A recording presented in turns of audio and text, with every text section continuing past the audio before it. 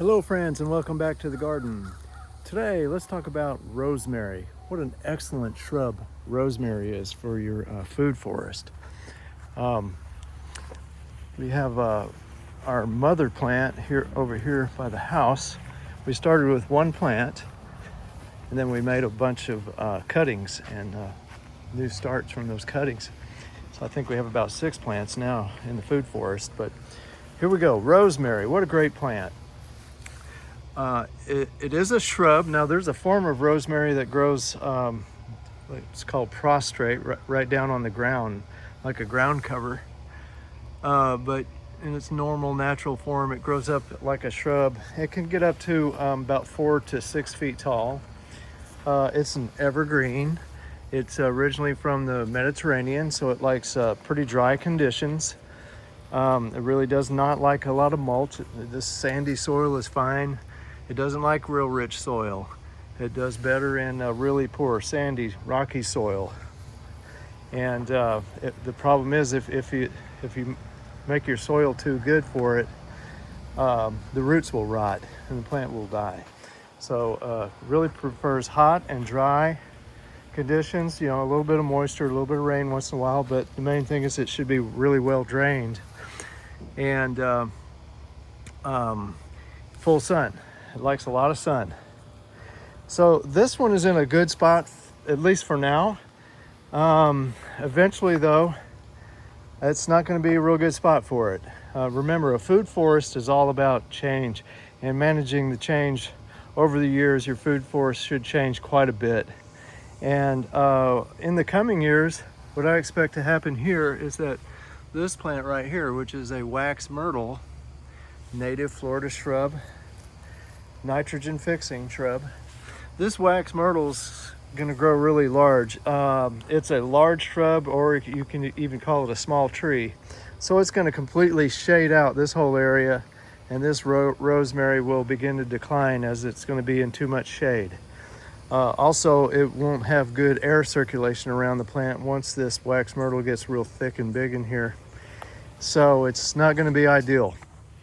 But that's okay, because this plant is real easy to propagate from cuttings. If you just take your about maybe 6 to 8 inches, the end of this, and strip all the leaves except a few, leave a few on the top, about the top inch or 2, leaving leaves. The rest of it, strip all the leaves. Stick about half that stem down into the potting soil. Keep it a little bit moist and put it in a sunny spot. And it takes a little bit of time to get the roots going, so be patient. But just put it on a shelf somewhere where it's getting a little sun and forget about it for a few weeks. Maybe just make sure it doesn't dry out. And next thing you know, it'll take root and you'll have some more. Very easy to propagate. Let's look around here to where some of the others are. Now this is one of the ones I started from cuttings off that plant last year. And it's in a pretty good spot right here. It almost gets too much shade from this Mexican sunflower. It's actually in the shade of the Mexican sunflower right now, but it's early. It's about 10 o'clock in the morning right now. So the rest of the day, this shadow moves this way and the sun goes across that way. And it's just full sun for several hours on that plant. And you can see it's doing really well. It's very happy right there. I almost have it mulched a little bit too much. I'm definitely not going to be adding any more mulch to it. You can see it's nice and dry and sandy over here on this side. Probably some ants got in there and worked that. But that's the way it likes it. Dry, sandy, sunny, with lots of airspace around it. Let's look at some of the others that we have here. Let's see, we have one right there, right next to our pots here with our okra and this Mexican sunflower. So I've had to keep this Mexican sunflower pruned back good, and I probably should do a little bit more work to prune back the Mexican sunflower, because you want good air circulation around your rosemaries, and also it's probably going to be starting to cast too much shade on it. So after I film this video, I'll probably come in here and do a little pruning on that. Now here's one over here that I definitely need to do a lot of work with. And this one right here. This is buried down in amongst all of these winged sumacs that have popped up in here. All these winged sumacs are coming off suckers off the mother tree right there. But the rosemary's doing okay for now, but it's really starting to get crowded out. So I'm gonna come in and do some chop and drop with all this stuff down here and go ahead and take out all of these that are closest to it so that it stays aired out and sunny. But in the long run, you know, this loquat tree is gonna shade it out.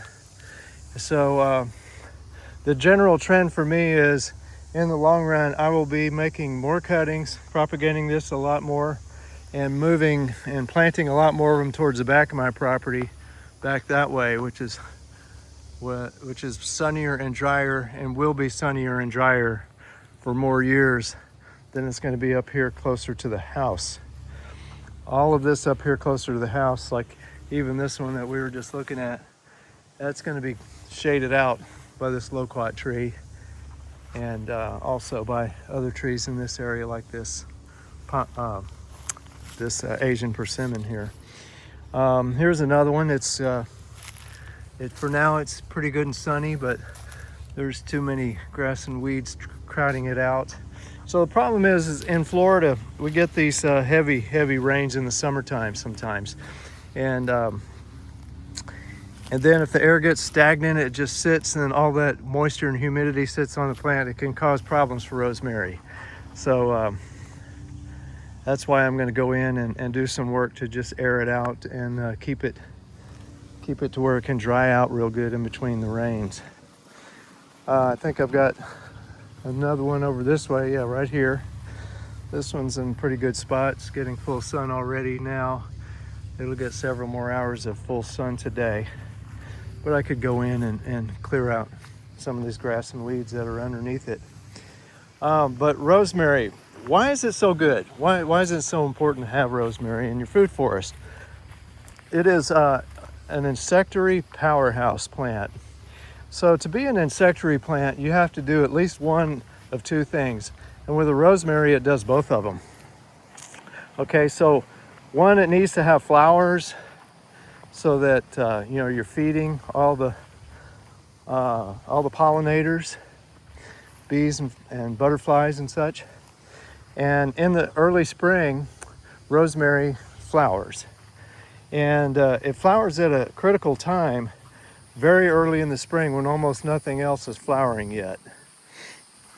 So rosemary is excellent for that.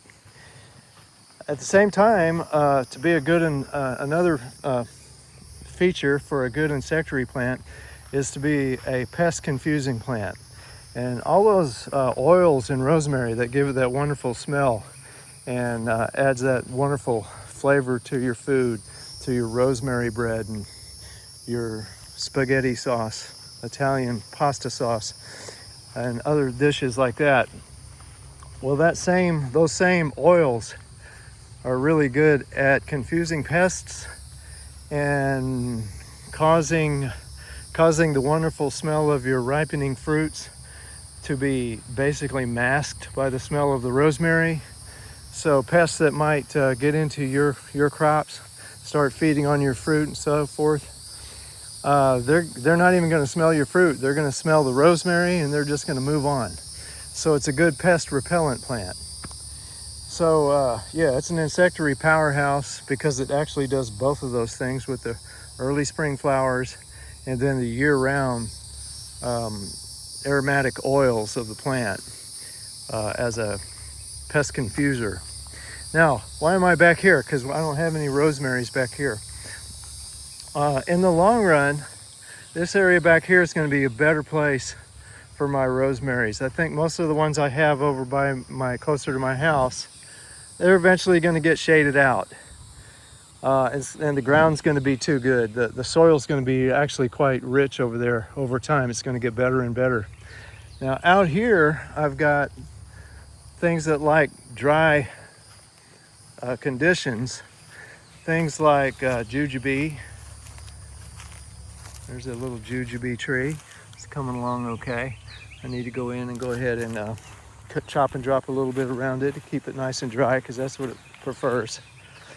And pomegranate. Let's look. We've got some pomegranate over here. Different spots if we can find them. There's one. There's a pomegranate right there.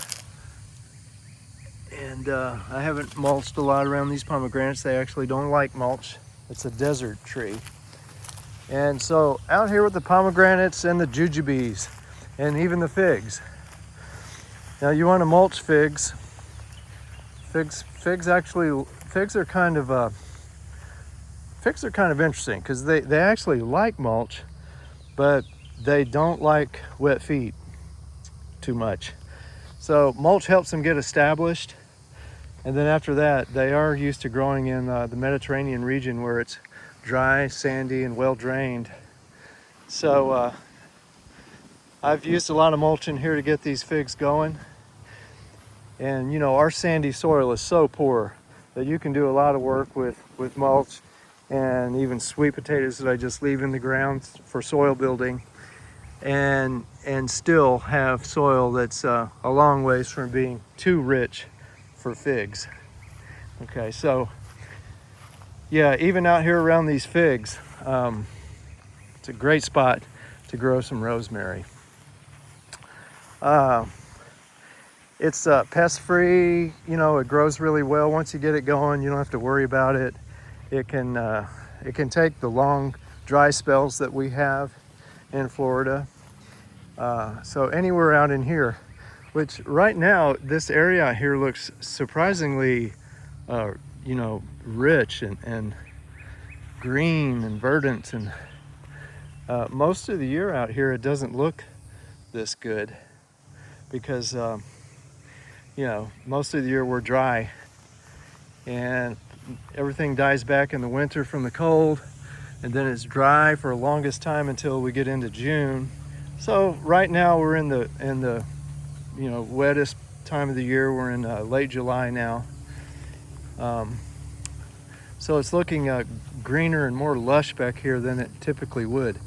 Eventually, even this area right here will get too shady for rosemary. But I'm confident there's going to be some pockets here and there somewhere in this big backyard where it's going to be nice and sunny, and I can keep some rosemary going. So that's it. Rosemary's a great plant, easy to grow as long as you got the conditions, which are, again, hot, dry, sunny, plenty of air circulation around the plant, poor soil. And you want it. You want to have a lot more rosemary than you can eat. You know, you can't really eat one rosemary bush will give you all the herb you need for cooking, but you want a lot more than one bush in a food forest. You want to kind of sprinkle them all throughout your food forest, all over the place. So we've got about a half dozen now, and over time we plan to make the cuttings and propagate these plants out, and get a whole lot more of them planted back there in the hotter, sunnier spots of the garden. That's it on rosemary. Great plant. Highly recommended. All right, y'all. Happy gardening now, and take care.